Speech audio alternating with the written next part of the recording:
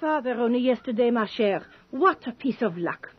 Is she not beautiful, this Carmilla? Here, scarcely a month, and already she loves you as much as we do.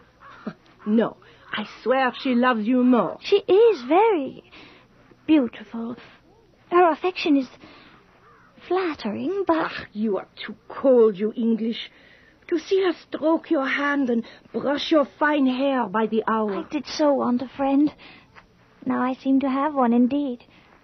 But she is so different from anyone I have ever known. Ah, these noble families. You have only to look at her to know she is of old blood. Though she will not say. They are often very odd. I remember once in France... She appears to eat or drink almost nothing. Pure delicatesse, Margaret. A refinement natural to her rank. When we take even the shortest walk, she's exhausted almost at once. I sometimes think she may be ill. Because she does not strut about like a peasant. You must read the modern authors. As for living, our servants can do that for us. A funeral? Here, so far from anywhere? It is the forest ranger's daughter. You know they found her dead this morning. Oh, I heard. Ah, la pauvre. I will go and say a prayer for her. Will you come? No, madame. I promised to meet Carmilla here. I will pray for both of us then. Though not stay too long, it will be dark soon. What is that hideous music? Carmilla, those poor people are weeping, and you talk as though we were at a concert. Don't you hear how discordant it is? How it grates the ears? On the contrary, I think it is very moving. Our religion... How can you tell? That your religion and mine are the same. Your forms wound me, and I hate funerals. What a fuss. Why, you must die. Everyone must die. And all are happier when they do. I think she would have been happier to live. She? Oh, I don't trouble my head about peasants. I don't even know who she is. She's that poor girl who thought she saw a ghost a week ago. They say she has been dying ever since. Tell me nothing about ghosts. I shan't sleep tonight if you do. I hope there is no epidemic coming. The swineherd's young wife died only a week ago, and she imagined that something took her by the throat. The doctor says that so much delirium surely means fever. The swineherd's wife. Well, her funeral is over, I hope. And her hymn sung, and our ears shan't be tortured for her, like this. Carmilla, are you ill? Your face. Close. Come close to me. Hold my hand. Tight. Tighter. Oh, you are crushing my hand. Oh,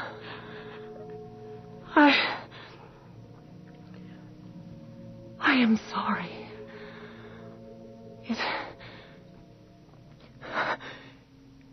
It is passing away. See what comes of strangling people with hymns? Carmilla, I don't understand.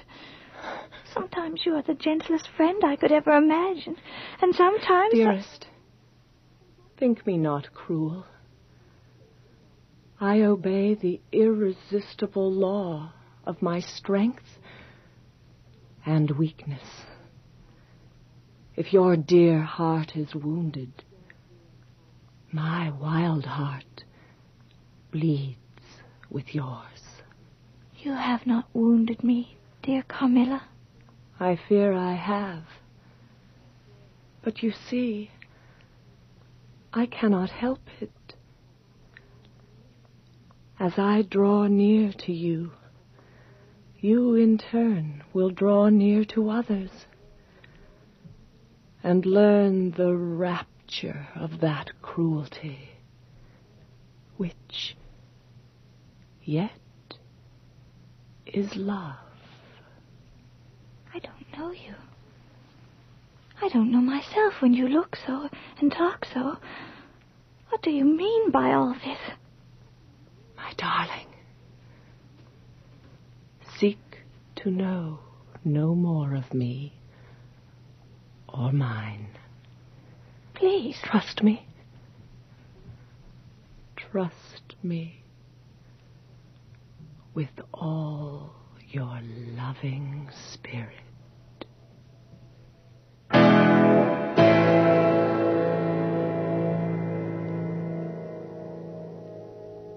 That night I had what I imagined was a dream. I cannot call it a nightmare, for I was quite conscious of being asleep. I thought I saw, the room and its furniture just as I had seen them last, except that it was very dark. And then I saw something moving round the foot of the bed, a figure whose face and form I could not see, save only 2 dull points of red, like the embers of a fire as it dies. It approached slowly, ever closer. In the last moment before it reached me, I seemed to hear a voice coming not from my visitor, but from far, far away, sweetly and tenderly, but with terrible urgency. It whispered, "Your mother warns you to be aware of the assassin." But the glowing coals were already inches from my face, and suddenly I felt a stinging pain, as if 2 large needles darted an inch or 2 apart, deep into my breast. I tried to scream, but found I could not breathe.